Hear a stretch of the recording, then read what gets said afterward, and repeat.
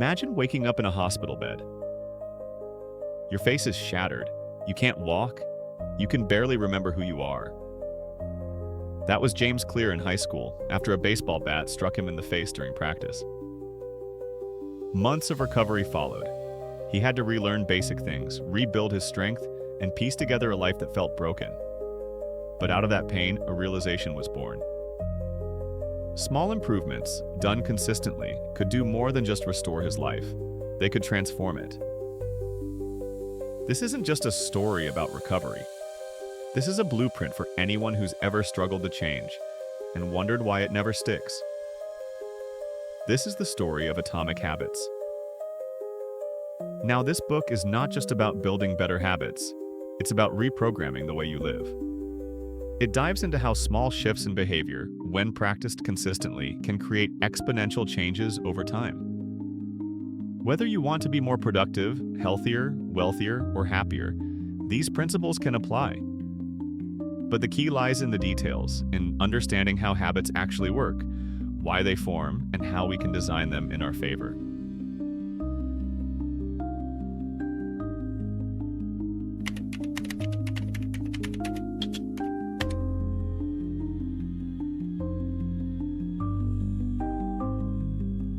Why goals fail.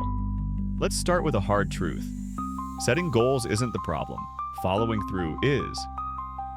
We set the goal. I'll read more, I'll get fit, I'll start saving. But by week 2, life happens.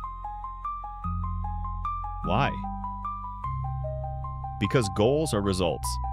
What we need is a system. Something that guides us day by day.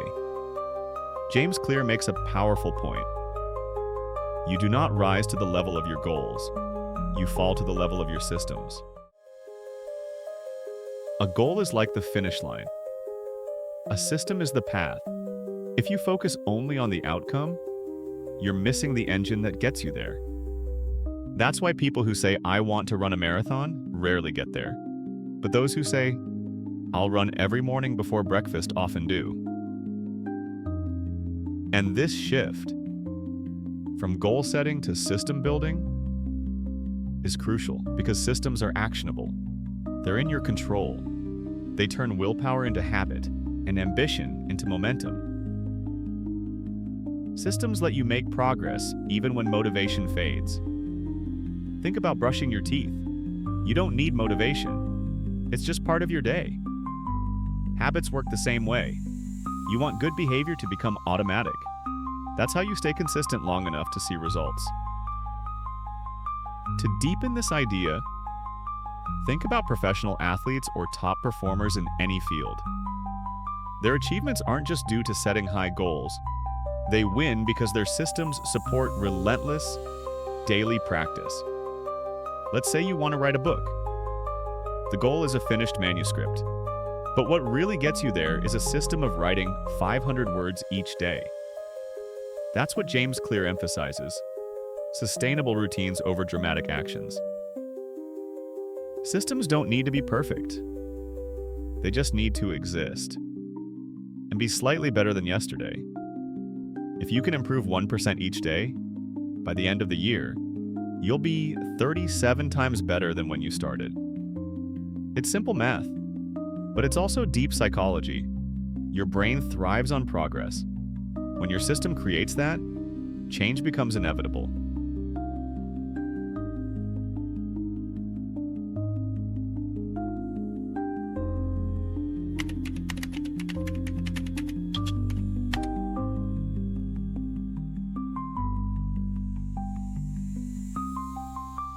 Tiny gains over time.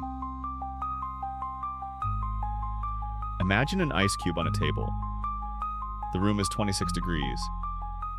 Then 27, then 28. Nothing happens. Then 29, 30, 31, still frozen. Then suddenly 32 degrees and it starts to melt. Change works like that. Every tiny habit you form is raising the temperature. Even when it looks like nothing's happening, progress is building under the surface. This is called the plateau of latent potential. And most people quit right before the ice starts to melt. Let's break this down further. Our brains expect immediate feedback. We want results now. That's why diets fail. It's why New Year's resolutions fade. But change, real, lasting change, is often invisible at first. You're not failing. You're just still at 31 degrees. Understanding this helps you trust the process. Because every rep at the gym, every sentence you write, every dollar you save adds heat. You might not see it yet, but it's there. There's a name for this kind of transformation: compounding. We usually think of it in terms of money, but it applies just as powerfully to habits. One push-up doesn't matter. One page read won't change your life. But one repeated over time, that's momentum. Clear writes about the importance of being patient with your progress. Most people look for hacks, but the secret is boring. Consistency. It's not about doing more. It's about doing a little bit, over and over, long enough that the scale finally tips. So when you're tempted to quit, remember the ice cube. You're heating up, even if it doesn't look like it.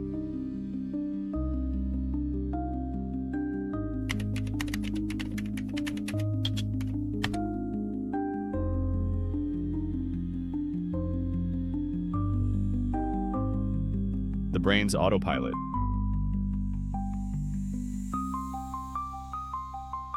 Clear explains that every habit follows the same four-step pattern.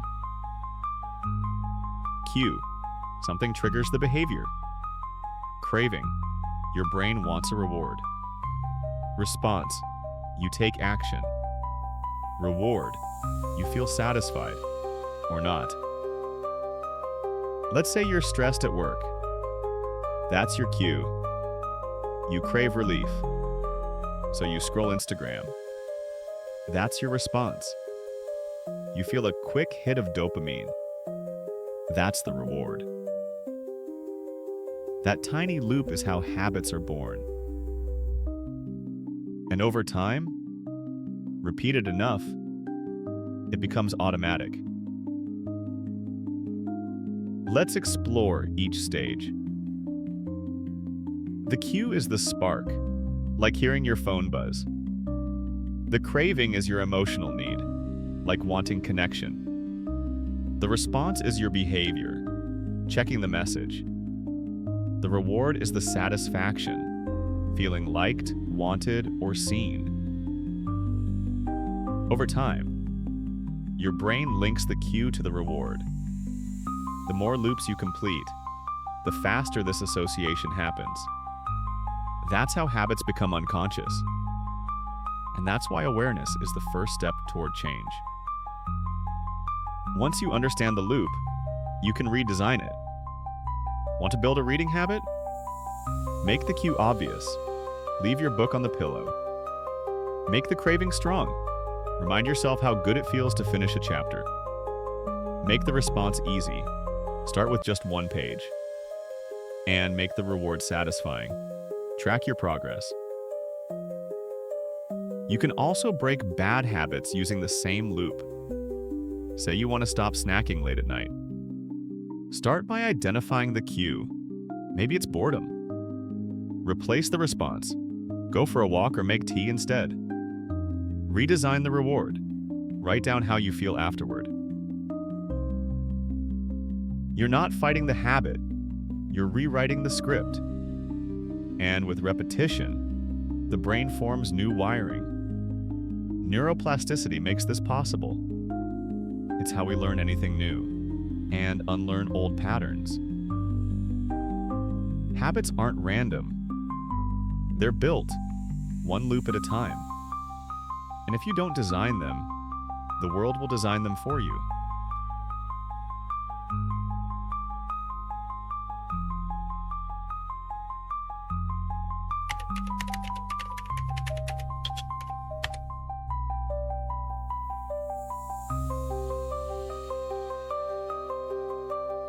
Who are you becoming?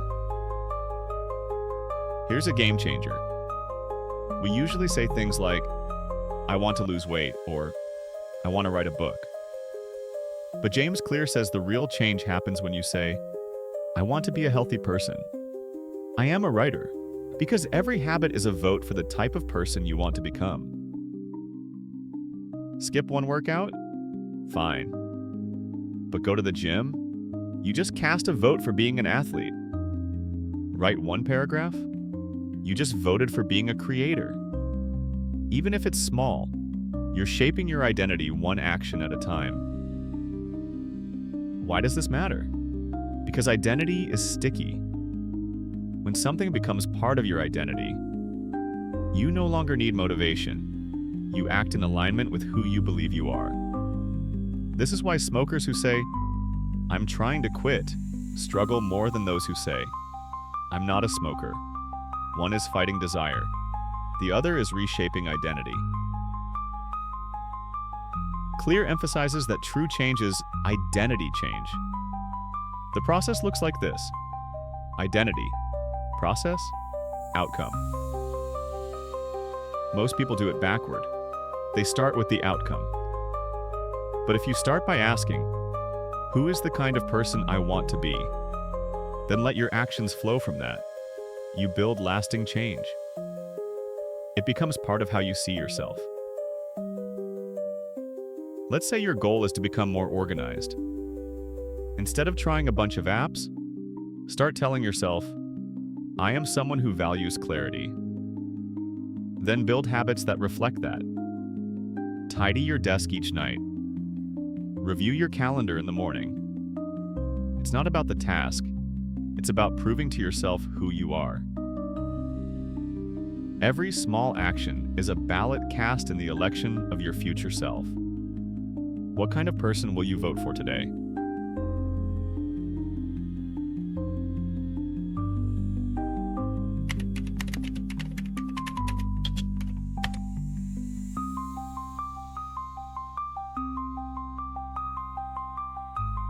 Make it obvious, attractive, easy, and satisfying.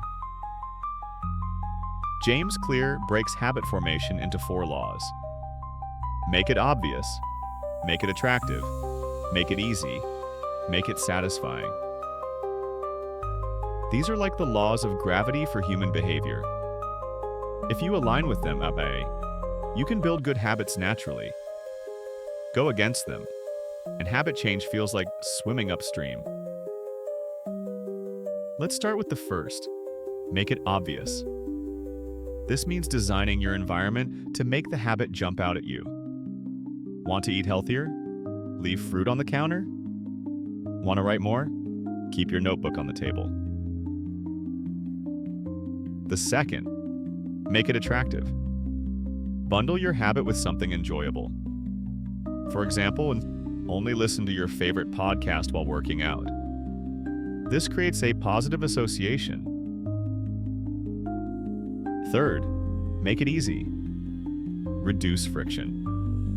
Want to read more? Open the book to the right page ahead of time. Want to exercise? Lay out your clothes the night before. Finally, make it satisfying. Your brain loves immediate rewards. Use a habit tracker. Celebrate small wins. Over time, these rewards create craving. Let's dive deeper with real-life examples. Say you want to stop checking your phone in bed. Reverse the laws. Make it invisible. Charge your phone in another room. Make it unattractive. Use a grayscale screen.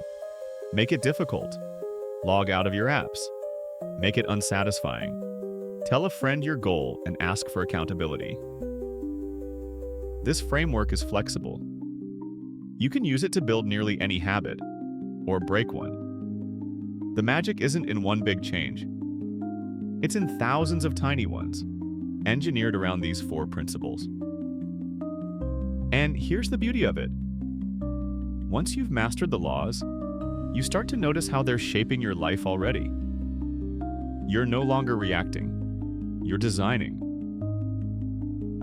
Coming up next, we'll look at how environment, tracking, and community support your new identity and habits.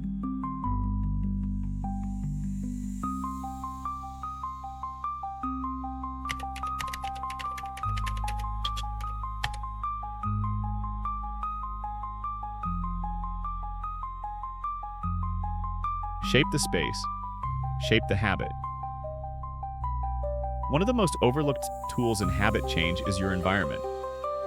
James Clear puts it simply: environment is the invisible hand that shapes human behavior. If you're constantly surrounded by distractions, guess what? You'll be distracted. But if you design your space to support the habits you want, those habits become easier to follow. Want to play guitar more? Keep it on a stand in your living room. Want to snack less? Don't buy the junk food. Small changes in what's around you lead to big changes in what you do. This is called environment design. It's not about having more discipline. It's about creating fewer temptations. If your kitchen is organized for healthy eating, if your workspace is tidy and your phone is across the room, you're setting yourself up for success. We often assume we lack willpower, but most of the time we're just operating in an environment that makes good habits hard and bad habits easy. Want better results? Redesign your space, wow, and let it work for you.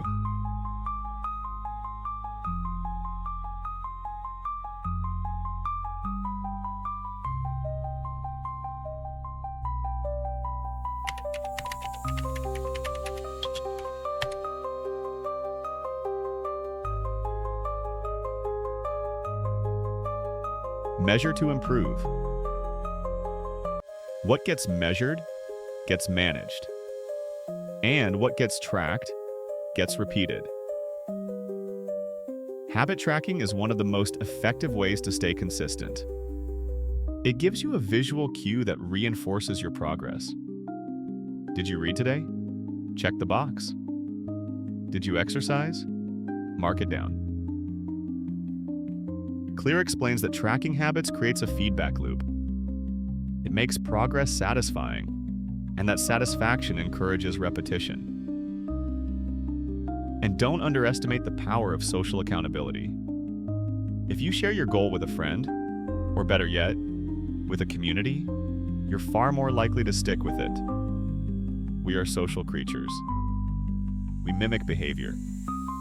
If the people around us value growth, we're more likely to grow. Habit contracts can help too. Make a written agreement. If I miss 2 workouts in a row, I'll donate $50 to a cause I don't like. That little bit of skin in the game can keep you on track. Combine tracking with accountability, and you have a powerful engine for change.